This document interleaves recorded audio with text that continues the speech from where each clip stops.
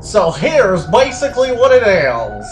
We are not experts. We don't feel like experts. It's a bed made of just 100% rape. It's a goal. Like, it's fucking... I don't know, like, I want to bite it. I don't know what a critic's job is for. Some people just want to take everything from me, is all I'm saying. And I'll never forget chocolate milk. Yeah. Chocolate. Holy shit, this is fucking beautiful. This is fucking genius. Pay me so that I can complain or praise this game. It's not like, oh, you know, I'm not trying to make excuses for something I like. I don't have any defense of this. It was just beauty. From there, an addiction was born. It's a sweet story. It's really funny. It's really cute, and it's like age appropriate. Thank you and good night. Downloadable conflict. Two assholes babbling.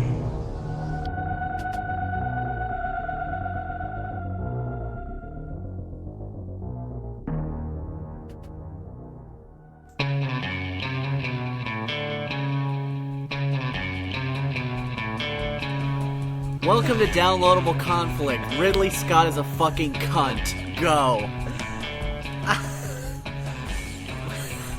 We just spent the last 2 hours talking about Prometheus, and we tried to talk about video game topics, but it wasn't good enough. I can't have passion for video games while I'm still thinking about this stupid fucking movie and this asshole director who made it. Yeah, I managed to not stop thinking about it since I saw it last night. And certain things got to me about that film that were kind of cool, but I realized that was all the visual stuff. Like, some of that movie got under my skin in a weird way, because it's so good at taking you I definitely got there, under my skin. But I'm so hurt by how bad the story was. So we could say what everyone's already saying. I don't even know how to start this. I could read this article. There's nothing I can say that Red Letter Media hasn't already said 1,000 times more elegantly and funny. The movie didn't make any fucking sense. Yeah, it was way the fuck too long, and it left me with really unsatisfying questions.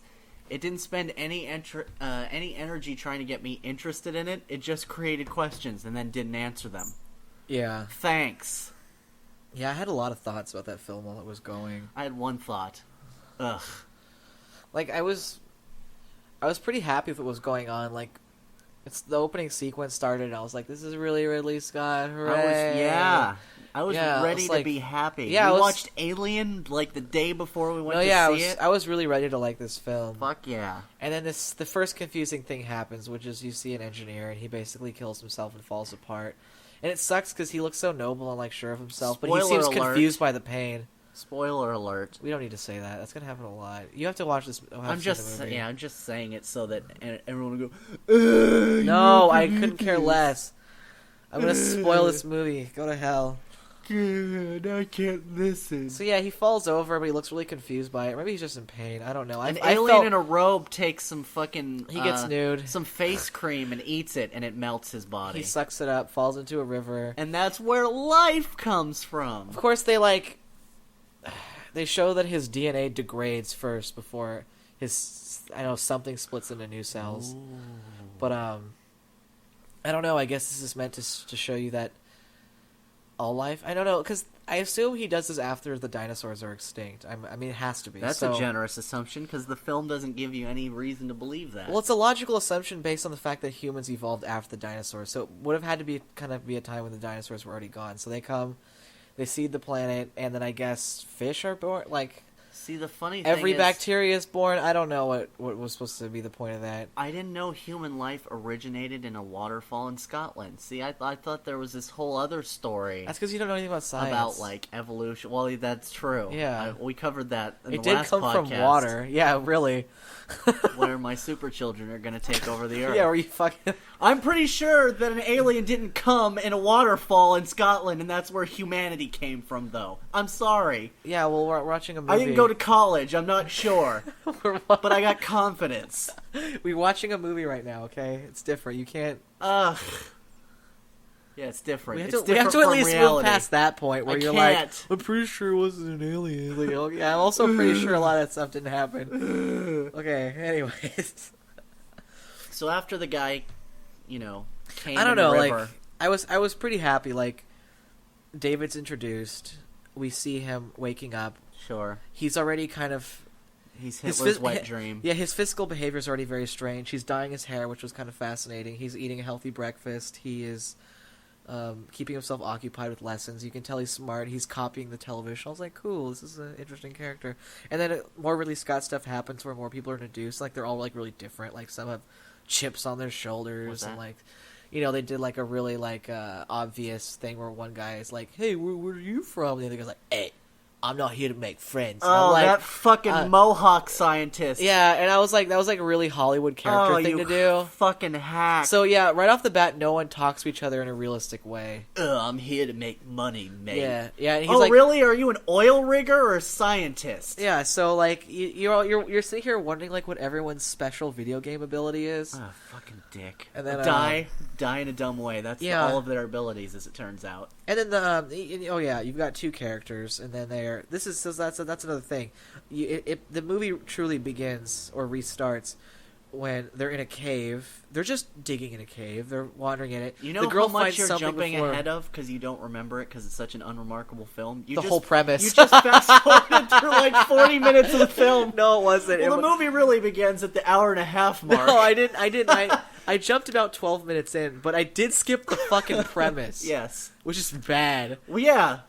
They find a cave painting in Scotland. Yeah, and they It's not a map, it's an invitation. Yeah, and she jumps to that real fast. Right. Like she says an interesting thing, points at the wall, and the interesting thing she says is, "This is the same painting all these other cultures have," and the audience goes, "Wow, cool!" And then she goes, "It's 2,000 years old. The other cultures have nothing to do." You go, "Wow, cool!" And then she goes, "It must be a map." And the guy says it's a map. She's like, "No, it's an invitation." It's just whoa. And then you're like, and then right off that, they jump right into a successfully funded mission. Right. And you're just like, oh, I guess it is. Well, that part of the story wasn't important. The boring bureaucracy.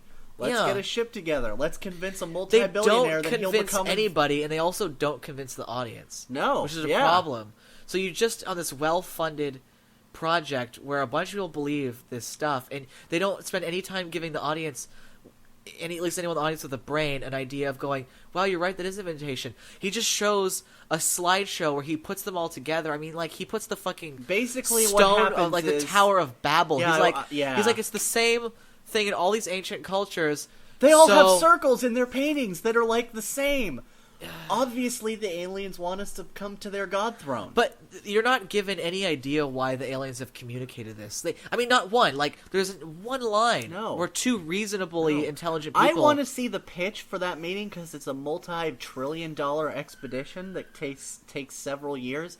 And they somehow convince the owner of the future evil corporation, Weyland Yutani, look it up, to freeze himself and feign death to join this mission on the hopes of gaining eternal life. Yeah. Who promised that to him? Who told this fucking crazy old asshole that this was going to happen? Okay, but to be fair, judging by Wayland's character from what I'm given of him, he seems like he was willing to believe anything. So that's not really what I'm worried about. What I'm worried about is what's less 50. What's less plausible than looking at the dots, which are the same in each culture, and trying to find like a star, like a star system that matches it. I've seen those dots before. They were trying to give us a map. Okay, but what's less plausible than that was nobody decided to find out why we're given the paintings. Right.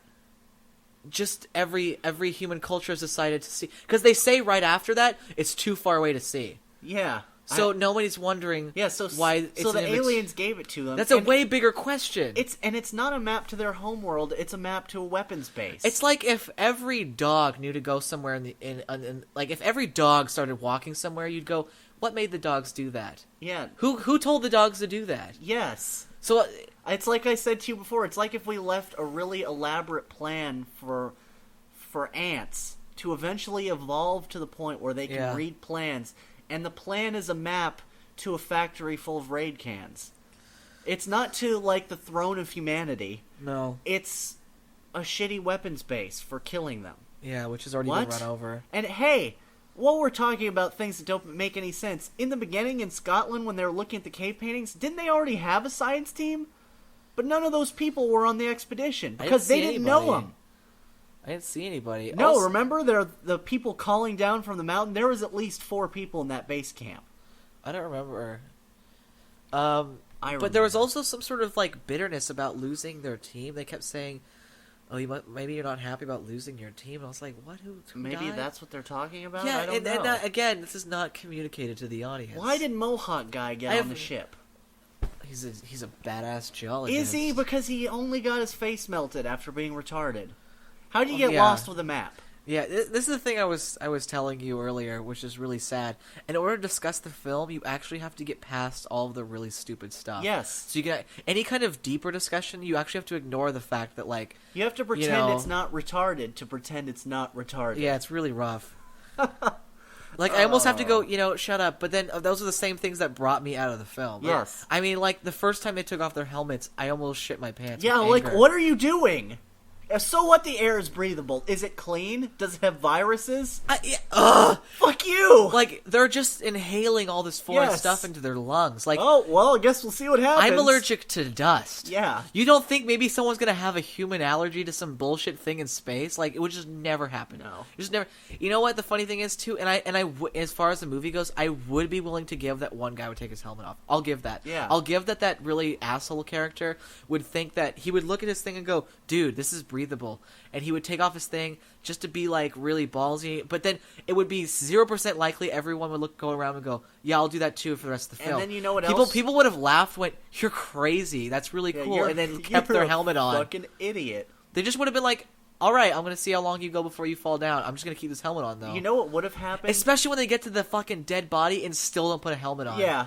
They're handling like biology, like just alien biology without like Xenomorphs. covering their fucking mouth. You know what would have really happened is Meredith, the corporate head, would have immediately either told him to put his helmet back on or sent him back to the ship for quarantine. Or just not let him back on the ship. ship. If you don't think that corporate people are overly safe, you are out of your fucking mind. Yeah, they were really sort of like just slacking. Everyone Yeah, had a they slacking just didn't attitude. give a fuck. The captain was really unimpressed for like a while.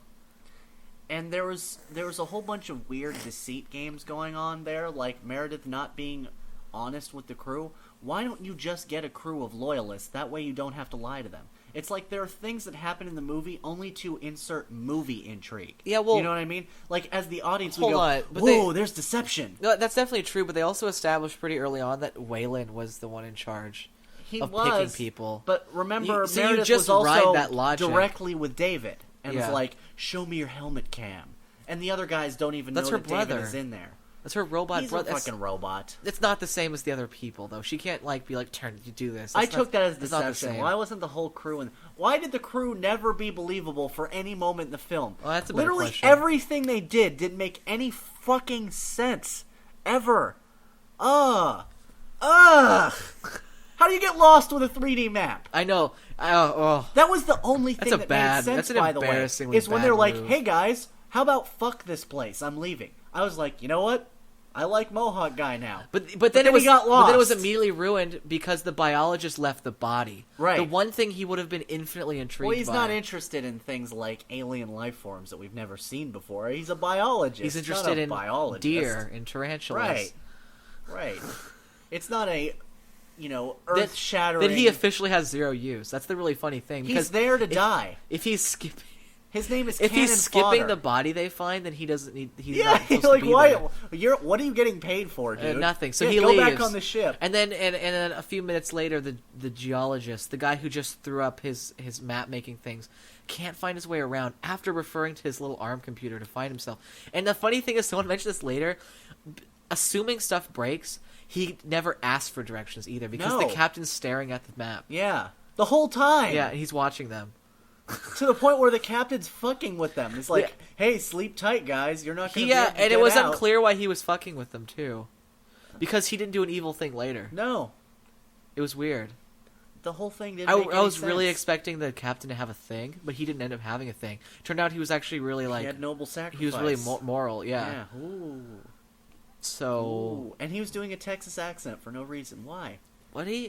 Why Idris Elba? Why Idris do Elba? that? He could have been a British guy, which is what he actually is. He could have been like fucking... Oh, God, what's his name? Stringer Bell in The Wire. That was a good accent. Not the unconvincing Texas one. It's funny, he wasn't in the realm of being unconvincing because he didn't convince me he's of on anything screen to begin for with. 3 yeah. seconds. It's funny you were unconvinced of something. I'm just like, he was just talking to me. And I love his 2 co-pilots that were just like totally on board with suicide. Hey, you're gonna have to pay up your debt in the afterlife. Like, fuck you, dude. Well, What? they were like the captain, very moral. Oh, shut up. They were. Fucking movie Obviously stunk. were. Did it. And I love that they explained the surgery chair, like, in the beginning so you would know what it was later. Yeah. But I also like that it wasn't an interesting enough detail anyways when you figure out it's Here's the other wireless. thing. It was in Meredith's life pod, but it was set to only cut on males. Remember? But it's 'Cause not she tried Meredith's to have life pod. Right. It's his, so... But It's Wayland's. and that's what my friend also said. But I counter you this: if there's only 10 of these machines ever made, is it only going to be made for one gender? Really? Yes, because they have money. Right. He doesn't care about his daughter. It doesn't matter. Who cares? It's the thing that does everything. It can't do a simple woman surgery too. No. It can literally stitch you back together with magic. It's magic science thing, but not if you have a vagina. You know what? Get out. It's because Vickers, the woman, is Meredith. Yeah, she's. How about this? She's When actually her- an android too. When her stomach gets stapled back together and God. she jumps out of the chair, why don't her guts immediately fall out? Yeah, because it cuts through her muscles. So. Yes. Yeah. My mom got stomach staples when she had my C-section. She couldn't walk for a week. No, it cuts open your stomach. She was walking, and the she alien gets up like and is- afterbirth into her guts. Like when it came out, it like spit its alien goo back in. So she gonna give birth to another alien in Listen, 6 hours. That was the point in the film where I had officially checked out to the point of anger, when she cut herself open, which was a badass scene in itself. But then she hops out, runs away, then enters a room and mentions nothing. Yes, That was she re- rejoins the crew. Yeah, I threw my arms up because she doesn't come in and go like, dude, there's an alien. Like she doesn't talk about She the doesn't fact that come there's in with a pipe attacking a anyone. vicious alien. It's Wayland's alive. I guess I worked for you again. And she sits down and then gets calm. Yeah. And then starts then she becomes part of the moment. Right. Of him being nursed, and then Yeah. they're talking. She doesn't Well, have he's anything. got bad She doesn't toenails, go so like, it you know makes what? sense. There's actually one on the ship right now. Yeah. Or how about, you know what? And you know what? It came out of my your stomach. I fucking just had a really creepy rough robot time. did some fucked up shit. Fuck you guys. How about that? It was really weird. It wasn't really weird. It was really poorly thought out. It was badly written. And David could have been really interesting. This podcast isn't interesting for anyone. No. We're just yelling with the mic on. Yeah. I'm so mad, though. I can't talk about anything else. Oh, well, the one activity we did have planned was I was going to read. Oh, yeah, please start reading from the Ridley Scott thing so we can put into context what we're doing. We really didn't want to talk about this, but then we started reading an interview with Ridley Scott Yeah, and we didn't- started getting furious. Yeah, we didn't want to do this, but then Ridley Scott started talking, and I kind of would have guessed that Ridley Scott was going to sound like a douche, but man, this is funny. Mega douche. Yeah, I wouldn't have guessed this. So, I guess Fandango actually had to sit down with Ridley Scott. Where should I start? Should I start with right where I started? Yeah, you should. It doesn't need any intro. You can really much. You pretty much get douche I can say anywhere. I can say before I start there that he acknowledges that this was always meant to be a sequel. There was always meant to be a sequel to Prometheus.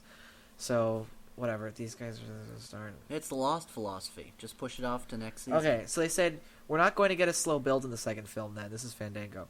These guys are volatile from the start. Ridley Scott. In a funny kind of way, if you look at the engineers, they're tall and elegant, ... They are dark angels. If you look at John Milton's Paradise Lost, the guys who have the best time in the story are dark angels, not God. He goes to all the best nightclubs. He's better looking. He gets all of the birds. Huh! Fandango. So Milton was one of her influences for the engineers. Ridley Scott. That sounds incredibly pretentiously intellectual. No, read that as a snooty British man, No. please. I'll fall apart. Yeah. That sounds incredibly... pretentiously intellectual. That's not British, but I just want to sound like a cunt. But in a funny sort of way, yes. yes. Yes. Now that I mention it. No. I started off with a title called Paradise. Get it? God, he did. I started off with a title called Paradise. Either rightly or wrongly, we thought that was the telling audience. We thought that was telling the audience too much. Don't want to do that. You don't want to clue in the audience that you're hacking the title. Exactly. But then with Prometheus, which I thought was bloody well intellectual, that wasn't my idea. It was Fox's notion. It came from Tom Rothman, who's a smart fellow. The more I thought about it, the more I thought it was a good idea. This is about someone who dares and is horribly punished. And besides, do you know something? A little bit of an education of the cinema isn't such a bad thing. Oh, fuck you. Oh, I can feel the fire. I just want to see him get punched and his imaginary monocle fly off. Fuck you. Oh, are you educating us, Ridley? What did you educate us in? The fact that you can't get a fucking coherent screenplay written? No. Yes, I get it now. You stink. You're overrated. He didn't even want to let everybody know he was biting off another thing, because I was telling the audience too much. You've educated me that your best years are far behind you. Alright, do you worry that you've lost the element of surprise that worked to your advantage with the original Alien? By now, we've seen numerous movies in the Alien universe, and like it or not, audiences are coming in with an expectation that deflates tension and suspense. Did you feel the need to pull the audience into the story in a different fashion this time? Ridley Scott, I was hoping I had with the fact that you have a sequence at the beginning of the film that is fundamentally creation. Is it? It's donation, in the sense that the weight and the construction of the DNA of those aliens is way beyond what we can possibly imagine. But it's not, because it's identical to humans in the film. Right. And he imagined it. You know it's also almost identical to humans' DNA? A Monkey? lemur. A lemur has like 97. There's like a lemur that's 97% the same DNA as us. Right. I don't know what the fuck he's talking about. Yeah. Okay, anyways. That is our planet, right? No, it doesn't have to be. No, it doesn't have to be. Oh, you fuck. It does have to be, though. But no, it doesn't have to be. There's that another could be anywhere. Earth with caves in Scotland. That could be a planet anywhere. All he's doing is acting as a gardener in space. And Planet Life, in fact, is the disintegration of himself. I didn't notice.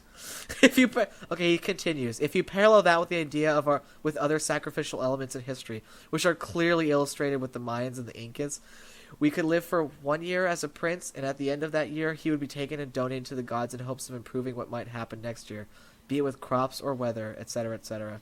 Yes, do you know what the Mayans and Incans had in common, too? They were idiots who were wiped out. By what? By the Spanish. Oh. By disease. That's sad. I didn't know that. I didn't know they... I'm sorry. That's... Okay, So basically, these hyper-advanced aliens can't figure out a way to seed a planet without committing suicide. Who cares? Let them do that. Okay. That's true, too. They could have just dumped some shit in the water. Yeah. We can create life. Oh, I'm sorry. Ellie can't create life. Not with her womb, anyway. You remember that fucking cringe line? Dude. Anyone can create life. I can't. She's like, I can't. Oh. And I just went, that is such a movie. Oh. This is such a movie. Yeah. I looked at my girlfriend, and she wasn't looking at me, but I was making such a face. Yeah. And there was a really bad foreshadowing moment, so I leaned over and went, foreshadowing, in her ear. And I wish right now I could remember which part that was. In essence, you have the first level of emotion and demonstration of entertainment, right? Because he's drawing brilliantly on the goddamn well. Now you put yourself into that context. It's 100 times bigger than us. It's not interesting. This is not interesting to listen to for the audience. No, it's not. We're now just officially skimming an article trying to get mad at it. Yeah. Which we don't really need to do. Oh, okay. This is gonna piss us off. Okay, here we go. You read the question, I'll read the answer. Fandango. You throw religion and spirituality into the equation for Prometheus, though, and it almost acts as a hand grenade. We had heard it was scripted that the engineers were targeting our planet for destruction because we had crucified one of the representatives, and that Jesus Christ might have been an alien. Was that ever considered? We definitely did, and then we thought it was a little too on the nose. But if you look at it as an our children are misbehaving down there scenario, there are moments where it looks like we've gone out of control, running around with armor and skirts, which of course would be the Roman Empire. And then they were given a long run, 1,000 years before the disintegration actually started to happen, and you can say, let's send down one more of our emissaries to see if he can stop it. Guess what? They crucified him. Did they? It wasn't Jesus. Fuck you, Ridley Scott. Dude, is that it? You didn't show an alien getting crucified. You showed an alien coming into a river. I'm confused. He said that to show Jesus would have been too on the nose, and then he gave us an example. It's too on the nose to show it, but we should assume it's there. Yeah, and because Roman Empire. But what he goes into right here doesn't. This doesn't happen in the film either. No, none of what I just read like an asshole happened in the movie. So he's just talking. But we're supposed to have that in our head while we're watching the movie. Oh, you remember the Roman Empire existed, and they got wiped out by. What I got was the audience is corruption. supposed to assume that like Earthlings are such a childish, violent race. That blah blah.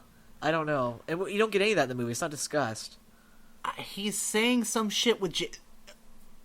I watched all of Prometheus. You did. I did too. The only time I ever saw Jesus was on the necklace of of Ellie. Yeah. I mean, really, she only served as a foil to David. Yes. And that was really the only as an obnoxious foil. I'm gonna go make them answer for what they've done here. Are you? What are you gonna do? Petition their government? But my interpretation of that is she's supposed to be the human while David is very much the robot. So her needing that is a very human. No, that's a literal interpretation. Need. She is the human and he is a robot. I know, but it was more purposeful to have them so side by side. What I'm saying is her need for the answers is the very human need, and his opposite of that is his very like unique robotic sort of take on him being alive. Right, but I didn't really empathize with either of their takes. I know you did, and you went into that, but I think hated it. There's still enough of David to think about, which I enjoyed, but he was. But man, this is the feeling. This is the way I summed up when I left. I feel like there was a lot of stuff suffocating in this film under the rest. Yes, and part of that was just Hollywood tropes, like out the ass, and part of it was just lazy writing. Yes. And so those two together made an entirely bad film. Yes. But there was some really like good sci-fi in there, and it was just like barely trying had fingers to get out. Yeah. It was like the guy. And David would have been that. You know what it was like? It was like The Guy in the Gray, which is another shitty movie that me and my girlfriend watched the other day. It's like the guy in the river with his foot stuck in the rock, and his mouth is like 6 inches away from breaking the surface of the water and getting air, but he can just never get to the air. Yeah. The elements are there, but they just never come to the surface. You know they're in there somewhere. The spaceship looks amazing. All the technology is amazing. Yeah, but it would have been good sci-fi. The film is sci-fi. such a boot in the fucking skull that you're like, I don't care how cool this ship is. I Yeah. just want to see it crash. I mean, what is an audience supposed to feel when you have two scientists basically almost molesting the violent-looking alien thing? Like, what? I just don't understand what a reasonable person, like, you wrote that, you filmed it. What is your audience going to feel when they see two scientists go, no, like, they don't run, like, he's, like, toying it, and then it dives on him, and then they have to die. Yeah, there was... I am checking out at this point when this shit is happening. The guy with the mohawk, and that's the only time he cares in the entire movie. He's a dick for the rest of the movie, but suddenly he cares about this guy when he should have just ran. He should have ran! But even the biologist wouldn't I feel have. like we're breaking down the wrong part of this. That was the first part where I went, I'm not just in a bad movie, I'm in a stupid movie. Yeah. Because nothing that happened on camera was believable. Why would you stick your fucking hand in the angry rattlesnake dick monster? He would have left. He would have been really afraid to be not He alone. was afraid of a headless alien. Why is he suddenly intrigued by this thing that could easily... That's a good point. That has "kill you" written all over it. It's Have hissing. you never seen movies, guy? It's hissing. And Oh, like, you fucking asshole. It doesn't even have a mouth and it's hissing. Oh, but it seems really friendly. It's a like girl, a really I know angry it is. vagina on the end of a really Oh, angry you dick. fucking douche. This movie stunk. God, I wish I could make a coherent, interesting point. I'm just too angry to. I just want to We yell. could just dive into sexism and Fuck, racism. let's talk about sexism and racism. That's in what video games. that's what we're supposed to do for you. You know, I just wanted to That's say so that bad. if Ridley Scott had an ounce of humility and like went, "Hey, listen, this is what we tried to do." Yeah. Like, I don't know if we did. I'm proud of the effort we made, but surely he could acknowledge that it could have been better. He can't believe that No, this you- is a brilliant movie unless he's nuts. No, you listen to the way he talks. Yeah, that's why it makes it all He the sounds more like he's on hateable. drugs. Yeah. He's on drugs called ego. Like, he reminds me of, like, the college professor who's still there on... Yes. what's that called? Tenure. On tenure? Yeah. And he's on his medication Yeah. when he walks around. Yeah, he's showing up in a robe. Yeah! He's just totally. But they're out of still his letting mind. him write and stuff, you know. Oh well, I can read from this book. And yeah, hey, but I won't. And he puts it away and then talks to I read Paradise Lost too, you fucking asshole, and I'm not. But you're smart. Going What was on the other stuff he about said? dark angels in clubs, which also didn't happen in Prometheus, you cunt. I don't know what the fuck he's talking about. I read the book and I don't know what he's talking about either. I don't know what the comparison is at all. You know, I have an issue with I kind of I had my moment last night where I made it official. Between the fact that I saw Men in Black 3 and I went in with an open mind. In fact, I actually came in to Men in Black 3 thinking I didn't want to watch Men in Black. I was just Right. I basically was were Men in Black that cool that I needed to watch 3 before when I was a kid? Right. I was like, those movies were kind of dumb. Yeah. I don't know why I need to see the third one just because it's back and I liked it as a kid. But Men in Black 3 was good. Sorry, it actually was really good. I didn't watch it. I can't disagree with you. It knew exactly what it was doing, and anything stupid about it, it knew it was stupid. So this is the difference. Musashi wants to see the Lincoln as the vampire hunter thing, and I wanted to when I heard the concept because I automatically assumed to make a vampire hunting Lincoln movie, you've got to know it's stupid, you've got to know it's a joke, so it's probably gonna be really funny and cool to watch. Just like a Tarantino movie knows that it Did is you see a Tarantino the trailer movie. for it? It's serious, Yeah. so I can't watch it. Yeah.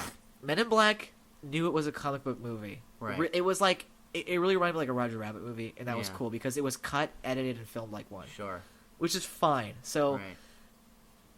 it got panned, made me angry. Snow White was really cool. It was all it was high fantasy. Also didn't see that. It was just high fantasy. You have to leave it at that. People Right. keep trying to do more with it, and they're not liking it. Okay. Panned.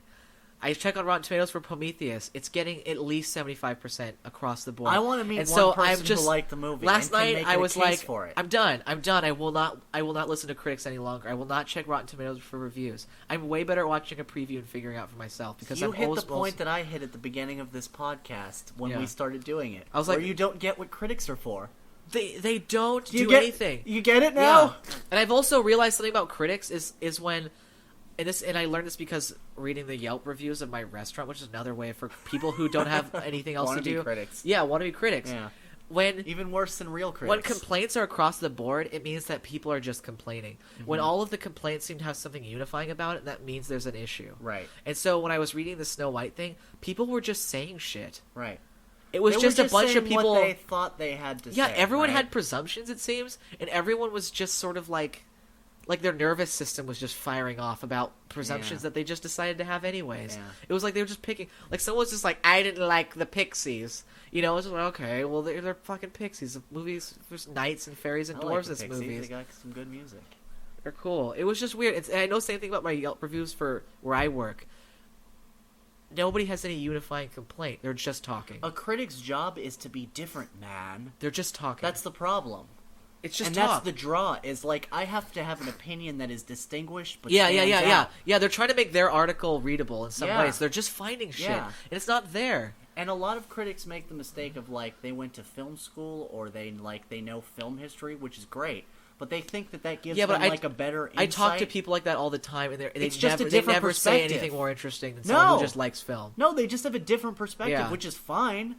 But it's they have that energy of well, I went to film school. No. So Only fucking doctors what can film have pretend you that made? shit. Fuck. Yeah. You know?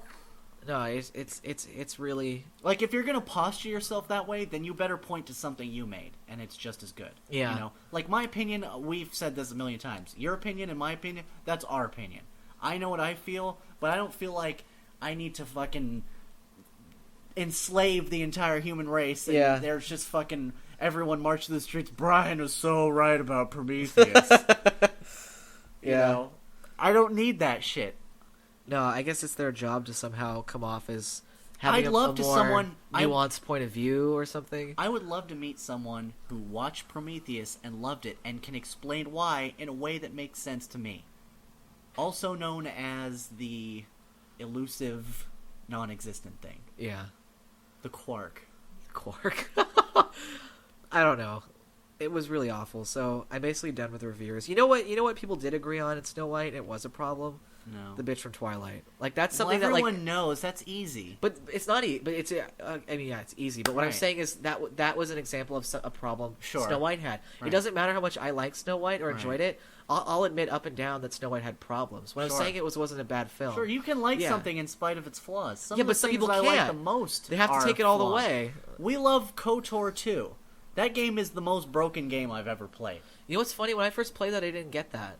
How broken it was? Yeah, I just played Me through neither. it. I It just went got fine. frustrated and didn't figure out why it wasn't working, but I just kept soldiering. Oh, you I'm mean like, like glitching? I guess it's just designed this way. Glitching wise? Just how certain story arcs played out the way they did, where they just felt incomplete. And I played enough RPGs where they try and do so much that a lot of story arcs fall. I thought it would do just as good as any A lot other of RPG. arcs fell down, but I was like, whatever. The whole thing is still good. I didn't even notice. Yeah. I just was like, I did, but I it was just didn't moving bother on. me. Yeah, Yeah. that game.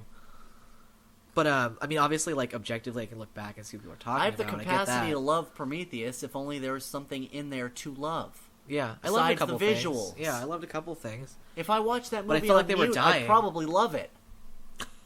Just, oh man, this movie looks so cool. Yeah, David could have been really compelling, and that sucks. He could have been. He Yeah. had so many interesting elements just sitting Yeah, there, but then they don't get used. No, not really. God. He just kind of exists as a secret asshole robot. You know what? Some people complained about Snow White. They kept comparing it to Lord of the Rings. That just confused the shit out of me. Like I was within mutual company the other day as Lake, and people were talking. I was like, I really like that movie. The characters weren't nearly as stupid as they could have been. There was like development with them I liked. Yeah, it Sauron was was hot in this one.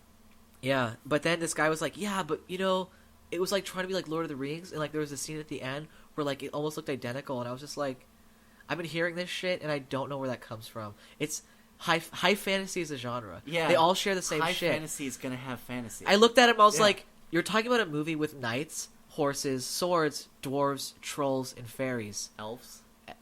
Not elves in Snow White, but elves. different. Give or take elves. Yeah. It wouldn't matter. Yeah, it's insert or remove elements. Some Yeah. fantasy things use these. So things, why are we others use complaining? this. Yeah, I was like, Snow White is its own movie. it's like seeing a science fiction movie and going, "Oh God, this one has an alien in it, doesn't it?" Yes, it's science fiction. Yeah. It's an acceptable element. Yeah, it's I'm like sorry. we've already accepted that we've all read 100 Yes. books and watched 100 movies and played 100 games where they're all using the same things. The point is we appreciate how they're done. Yeah. So you're with this genre, you're in for the adventure. Ugh, Wild West. What is this one about? Cowboys? That's Yes! exactly what I felt like. Yes, it That's is. exactly what I felt like. That's why you're here. Yeah, It's all I knew. That's just what I was. Watch it or don't. You're just there to you're there to raise your hand and say, okay, I'm in for the adventure. What's going to happen in Yeah. this movie? So you just sit through the events as they occur. There's gonna be running. There's gonna be fighting. There's gonna be chasing. Someone's gonna have a sword. A couple people die. You get sad or you don't. And you know what I mean? Like Yeah. that's what high fantasy is. Yeah. So it's just this brand. So Sure. Snow White was just its own Something will rearrangement probably of those breathe things. fire. There'll be magical elements. Thank you. So like, what the fuck? This is like You're like gonna people hear a ting sound a lot with metal contacting other metal. It's gonna happen. tweeting like little birds, maybe. Maybe. I don't know. I'm trying. In Snow White, yes. Yeah, I don't know. So that was really frustrating, and Were they hot topic birds in Snow White and the Huntsman? like They were the chirping guy who like the guy who played Thor was really great. Yeah. Everyone was a character. Even this is what I was impressed with. The movie does have slow points and like points that pick Kind up. of like Prometheus. I'm sorry, that was the whole No. movie. I'm sorry. Yeah, no. But the movie picked up when the seven dwarves, I guess, kind Sure. of come in. And by the way, the movie's not hack enough to call them seven dwarves. They're No. just a group of dwarves. Yeah. And they actually have character development for dwarves before the movie ends. And it actually happens within about 30 minutes, and it was actually pretty cool. Well, midgets can be people too.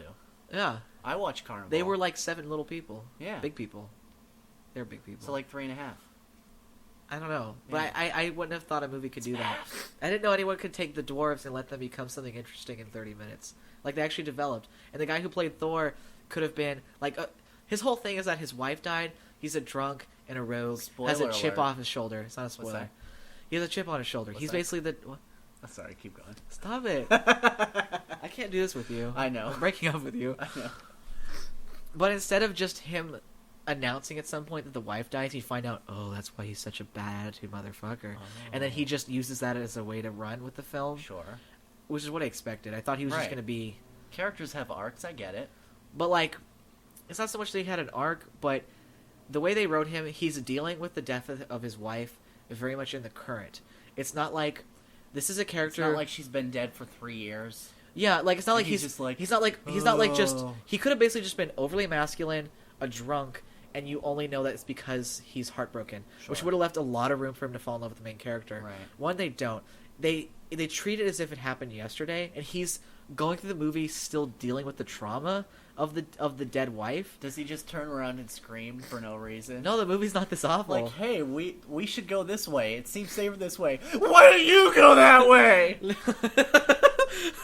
What do you know about loss? You look like my wife. And throws a hand axe into a tree. Yeah, into something, and it sticks. No, the movie, I swear to God, isn't like and he can't this pull awful. it out because it's hard, you know. Yeah, it's really embedded in there. His hand pain. just slowly lets Yes. go. Like he's taking it back, and then his fit kind of goes over, and he just kind of lets go of the axe and walks away. Yeah, obviously, and she walks off alone, so he's pulling the axe out alone. Like he has that struggle alone because no one understands him. No, that He's didn't happen. inside. None of that shitty stuff happened. They basically, and you know what? He doesn't fall in love with anybody at the end. It's really rad. Yeah, he shows up. He and goes nothing on to happens. continue being miserable and alone. It's cool. Forever alone. It's barely implied he'll be happy. Oh, that's good. It's cool. It's a cool movie. Yeah. So racism and sexism in games. It's awful. Yeah, it's pretty bad. Is this the part where we like lose our podcast? You know, I really wanted to talk about this subject. I had He like a lot did, of like, a fiery whole passion week. about how games are sexist with women. Because if you look at any Yes. game, you can see an easy example for how they're sexist. Yeah. But then Travis made me realize how much talking could I possibly do? There'll be 30 seconds of self-righteousness. Yeah, I guess we could stretch it longer than that. We could basically hit all of the usual checkpoints. How women aren't an object to be saved, or they aren't. All I gotta do is helpless. yell, tits, princess, strong cunt, background fluff. There. That's sexism in games. Yeah. Next topic. That's what women are confined to 90% of the time. Yeah. One of the topics that I just threw out. God, it's true. Oh, and fuck toy. Yeah. You don't fuck a lot of them. No, but that's only because we're in such a Christian country. You get to be a girl in some RPGs these days. That's nice. It's funny, America lets you pick which gender. Japan just insists that you either be... You're just basically like... What is the word like? You know, I was gonna start like a eunuch. Like you're either a Yeah, girl. yeah, you're either a girl who's prancing Yeah. and fighting, or you're a man Or you're a who's just has 12-year-old no boy who could have a vagina. Yeah, Yeah. yeah, because they're really over muscles in Asia. They're just really over that Because shit. no one has them there. Well, yeah, It's just not a reality for them. they figured that girls are so good at being pretty that the guys are like, I'm about to just pitch into that too. Right. So, like, I mean, they get really expensive haircuts. They get went all on the deep end accessory. of Justin Bieber. yeah. Way before Justin Bieber. And since girls are no more, I mean, the only person girls are more jealous of than anybody is other girls. Sure. So now they're really attracted to guys because they can actually be jealous of how good guys look. Yeah, that's stupid. Yeah. I was going to start the whole sexism topic with Japan because they have so many easy examples of sexism. Oh, some of which God. we covered with the Sex and Violence podcast. But then I thought, why would I ever... That's like easy mode of any argument, is just start at Japan. You know, when it comes to video games. We can't point at them like they're ever going to be a moral beacon of anything. We just can't! What are we going to point to them for? Certainly not fucking equality with... You know how many problems that country has? Yeah. Sexism is one of many. I was hoping they just don't slide Holy into the ocean. shit. Yeah. You know, we're never going to have a Japanese audience.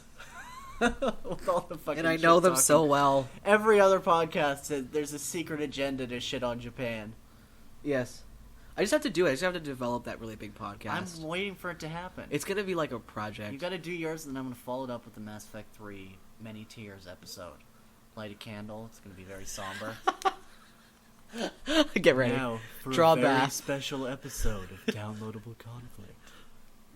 Mass Effect 3. The ending.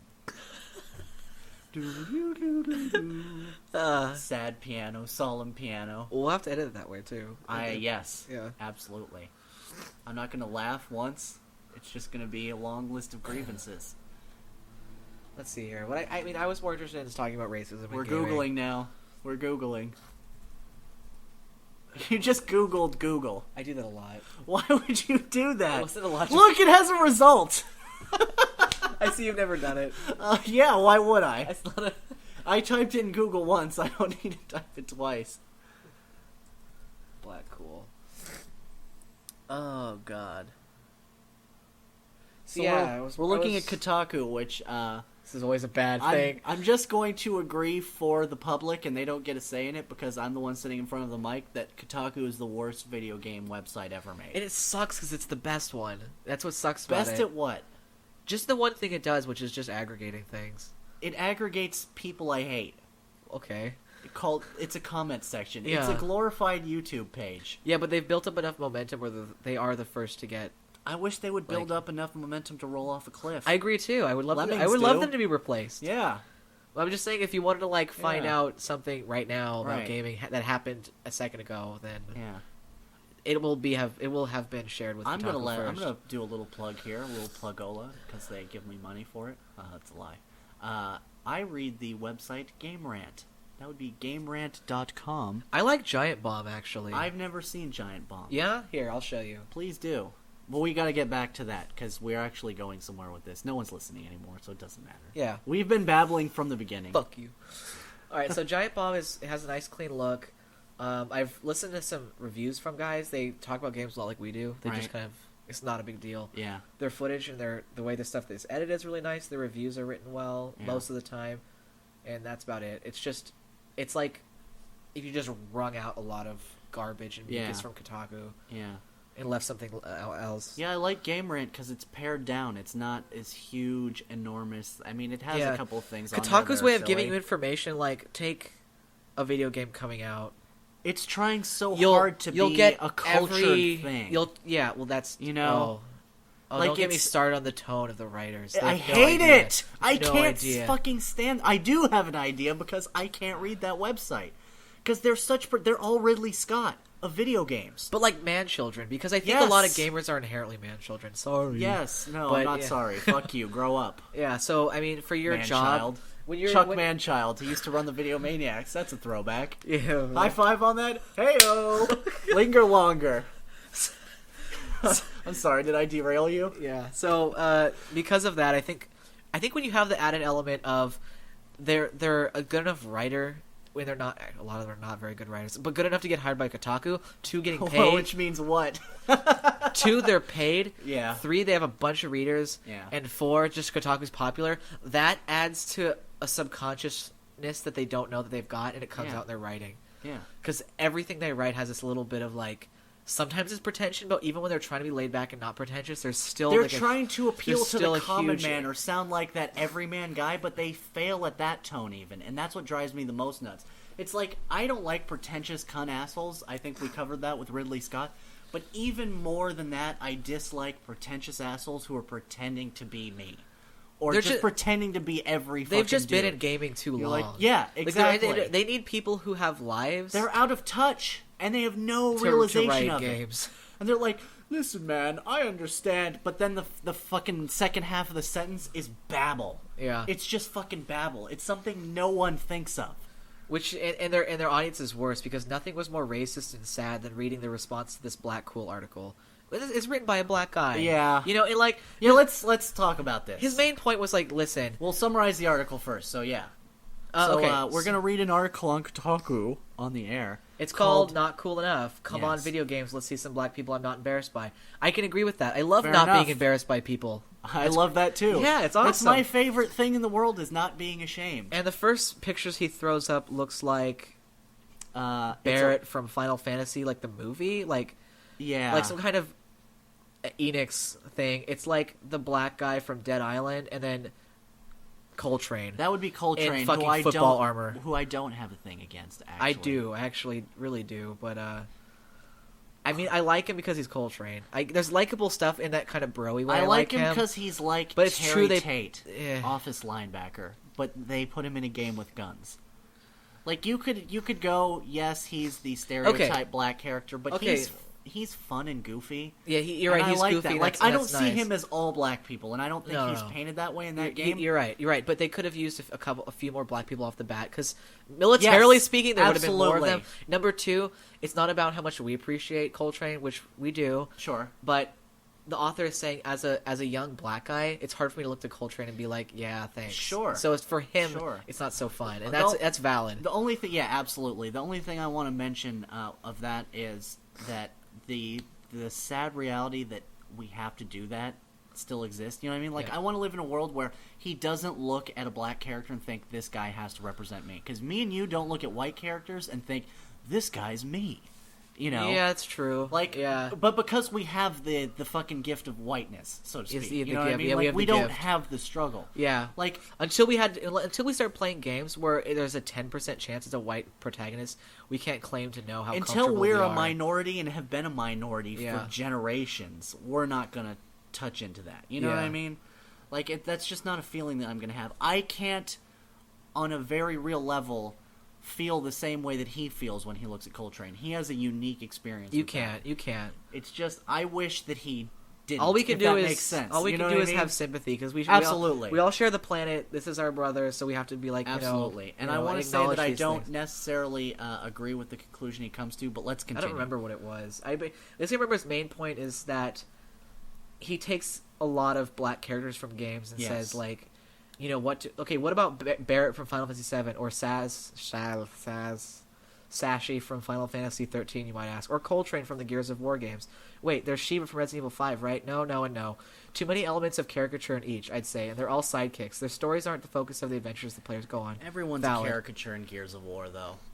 Resident Evil 5, I'll give you that one. Absolutely. Oh, I was pissed. Final Shiva, Fantasy 13 doesn't portray any humans, let alone black people. And that's true, If you think Japan understands black people, the only thing that you can do in Japan as a black person is be a bouncer or be the guy on the game show. What the fuck is his name? Bob Sapp. No, they don't know. You're either a bouncer or you're Bob Sapp. I bought a mask that was basically blackface. Yes. Remember that? It's called. It was called. And if you translate the mask, it's called Big Lips. Yes, it's racist by our standards. Yeah. But there, it's just a fun game. It's just. Whoa! Look at the giant black people. It's fun. Yeah, they're like 50 years behind us. Touch him. Yeah.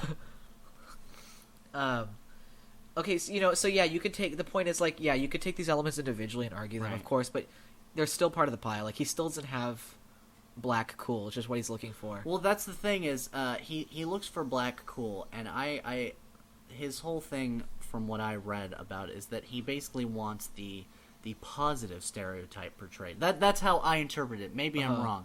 But he wants to see, like, genuinely cool black people, which is fine.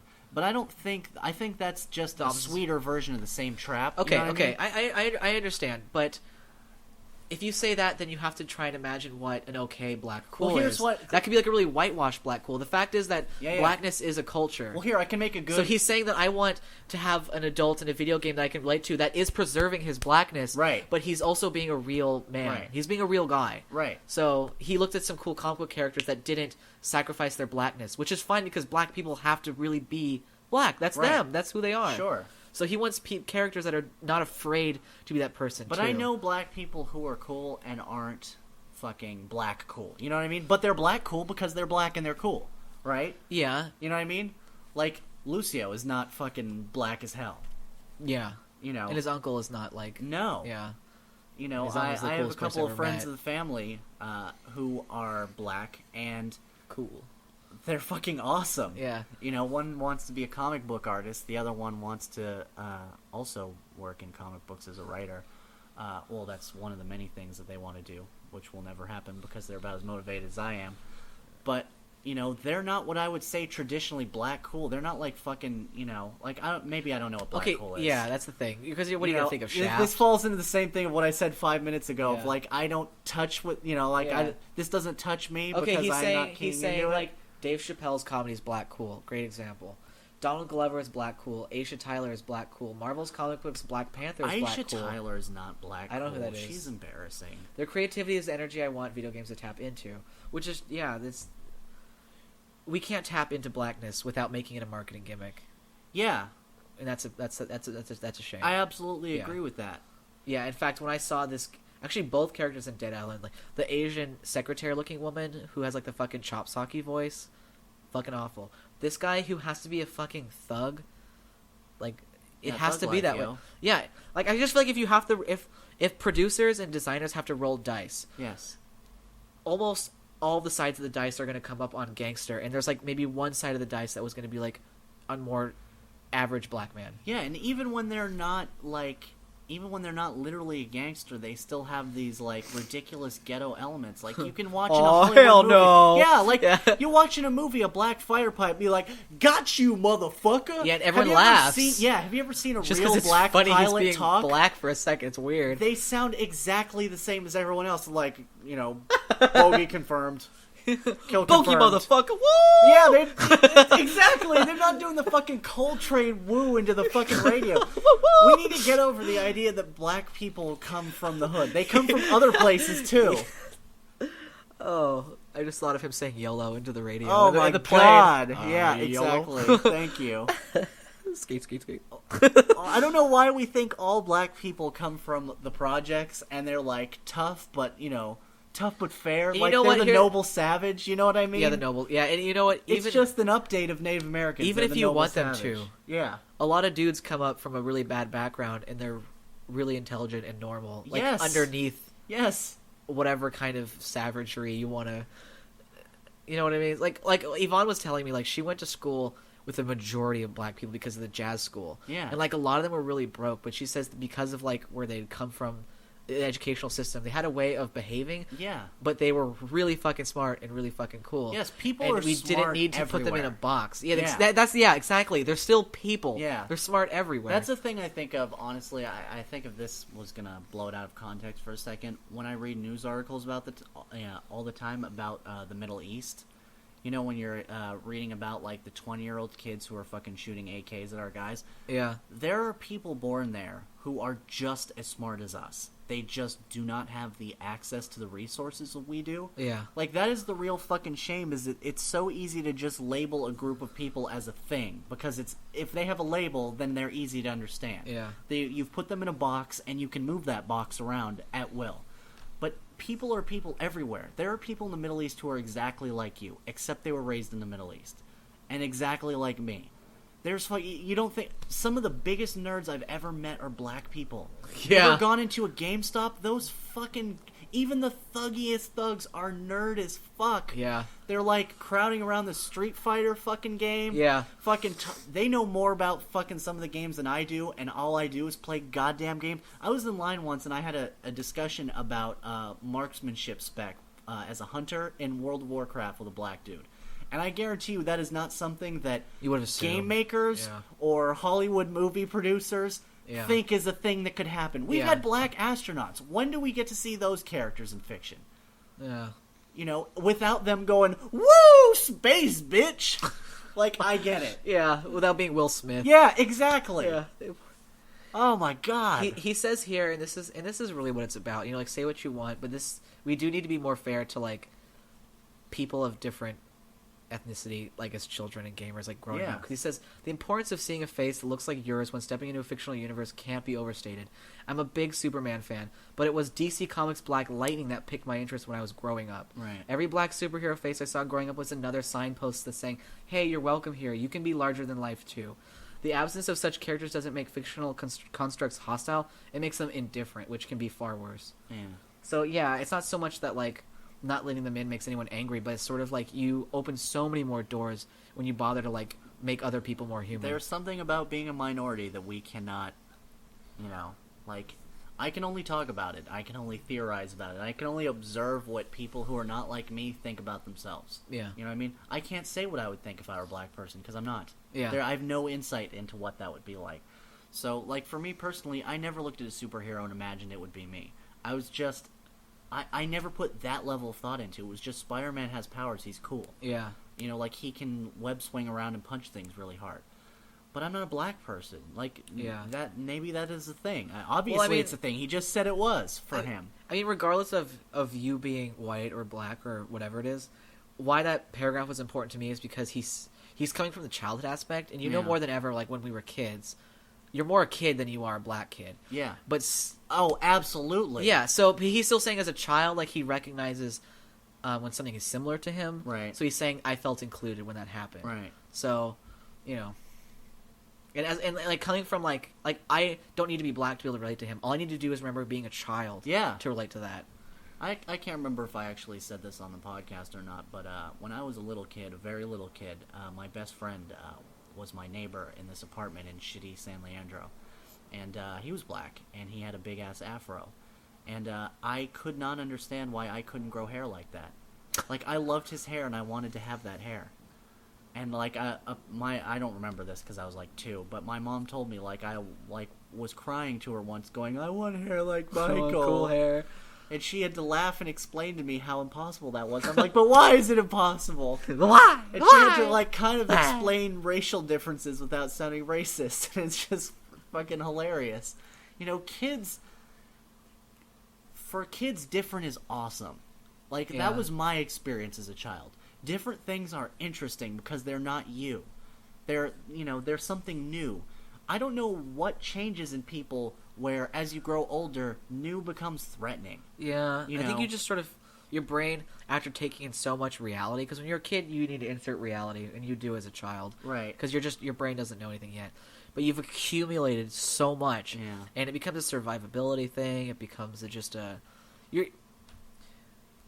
my coworker was saying there's something about children that sort of is still 1 foot in the veil. Like, they're still 1 foot behind that magic veil. I want my foot back in It's because there. they haven't been in for so long. But when you're an adult, you've been in reality so long, literally, that you're cemented now. Right. So change gets kind of scarier because it fucks with your reality. The one that keeps you safe. You know what I think it is? It's like you're exposed long-term to the radiation of other people's opinions.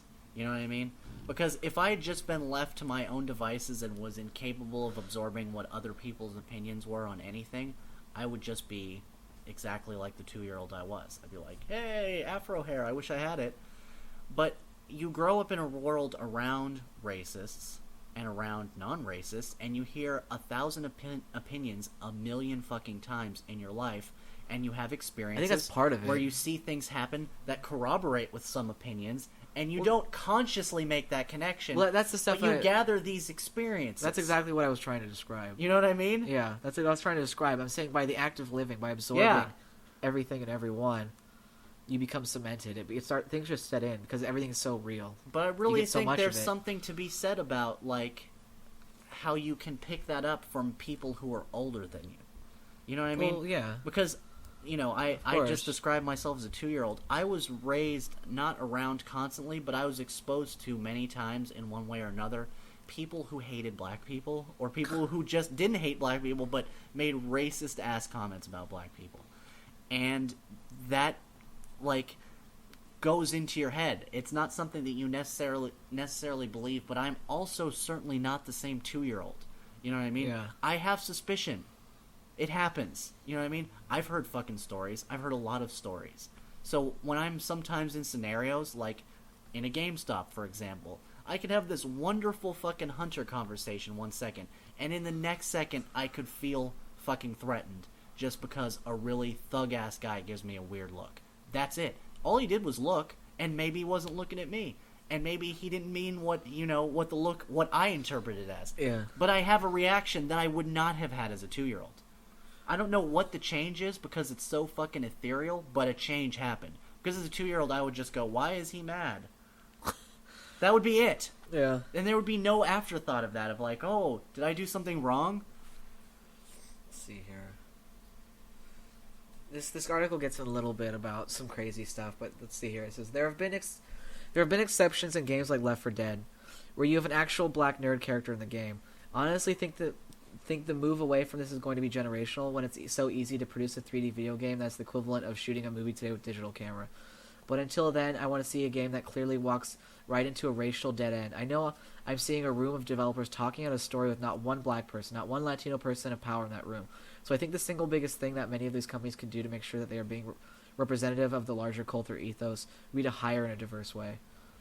Sure. You know, I really think that time is just going to change that. You know, a lot of guys in the industry are in the industry because they were looking for a job. 10 years ago, 20 years ago, 30 years ago. I mean, like, this was an industry that appealed to a certain type of nerd. That nerd group has exploded in size. There are a billion nerds where there were 10 before. It used to be embarrassing to know how to use a computer. Now it's embarrassing not to. So I think you wait 10 years, 20 years, it will just shift gradually. Yeah. I mean, we're better now than we were. We're not great, but we're certainly not, you know, I mean, we used to be making games like Custer's Revenge. You remember that fucking game? Yeah. It's the game where the goal of the game is to rape a Native American woman who's tied to a cactus. Yeah, and now we have Rape Play. It's way better. Yeah, it's way better. Now you don't just have one girl, you have 3 girls. And one of them's Sexism underage. in video games. I told you we weren't going to go to Japan. No, you're right. I'll leave. I'll leave Japan. Sorry. Because they're still there. But, you know, I mean, we've had strong female characters that were not sexualized at all. Yeah. And we've had strong female characters that were sexualized in an unembarrassing way. I can't think of an example right now, so maybe I'm wrong. But I'm sure that they fucking exist. I remember Jade from Beyond Good and Evil. She's a great female character. Yeah. You know, there's no hint of sexuality to her whatsoever. I love that game. I thought she was a really interesting character. I empathized with her quest and her struggles. It was not a particularly deep game in the same way that, like, I don't know, like Dragon Age would be. Yeah. But, you know, it was a game that was, like, playable for kids, probably. Maybe it was a little too hard, but it wasn't, like, an adult game, like a hard adult game. I think other than, like, the skirt, the girl from Resident Evil 3... Sorry, Silent Hill 3. Oh, Heather? Heather, yeah. Yeah, they had to Japan that up a little bit, unfortunately. Yeah. I wish they hadn't. But I liked it. I liked playing as a girl. It was cool. Yeah. It was more interesting than being a boy. I prefer to play interesting female characters because, like I said, it's a perspective I do not have. Yeah. I like being in that world. I would love to play as a black character. I did this rant last week. Yeah.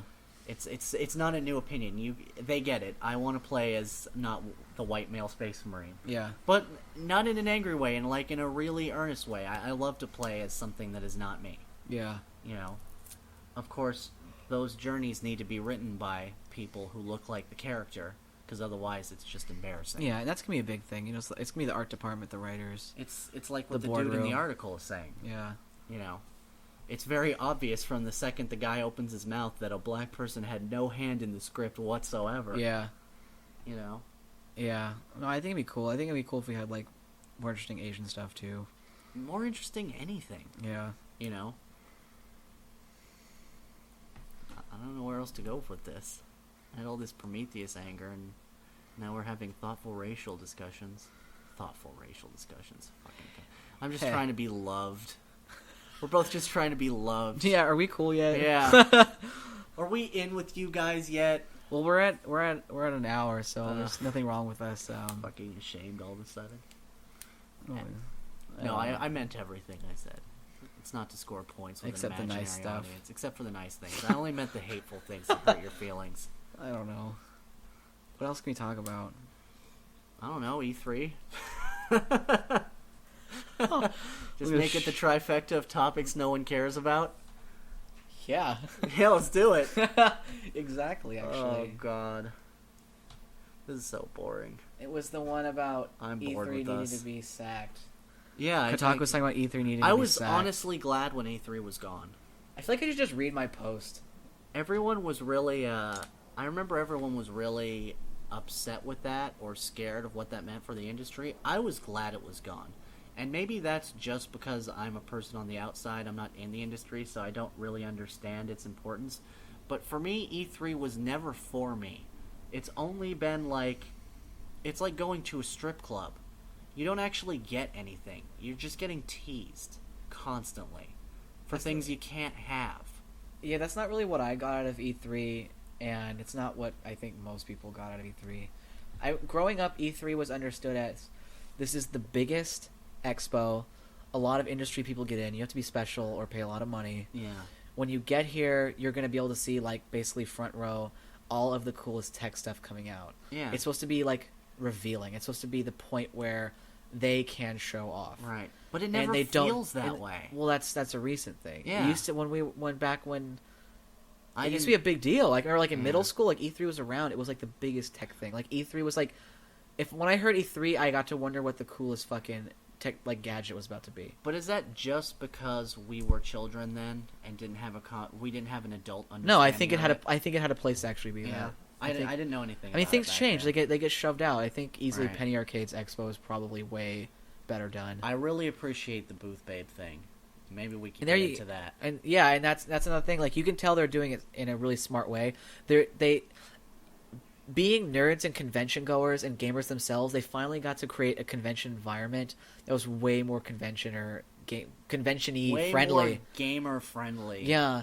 Like, the way they do their contests, the way they do the security, the way they do what you can and can't do there, it's way more considerate. It's way meant to be, like, an experience for everybody who shows up. Yeah. You know? And I think it seems really quickly, actually, the companies are doing their reveals at PAX. Like, Because PAX is they do it at growing PAX like the instead. AIDS virus. Yeah. It just explodes. That's probably not a flattering comparison. Did you know 7,000 You people are in Africa successful die every day just by like AIDS? AIDS. You're doing good. You're doing better than AIDS. Here, it says, here's an interesting article on the decline of E3. This is the same one I read. Except this guy, of course, his Kotaku writer comes through in They this can't because stop. he can't shut up about Christmas, They can't stop. which made me write a really mean thing about this. Whoa, where did... Okay. So, and I wrote a really mean thing in response because I fucking hate them. I'll This just is what read it. no show prep sounds like. Yeah, fuck Just you. long pauses where we're reading and the audience is just like, Uh, why am I listening? I love that. basically, monkey avatar. I know it's the best. I'm the best forum man now. You really should join the forum if you're listening to this and aren't a member, because you should. Because I'm on it now, and I'm about to make it way there's better. a monkey avatar. A monkey king avatar. And he looks really pissed. He's and also, really my upset. username is that fucking kid, and I'm Yeah. the best poster. Yeah.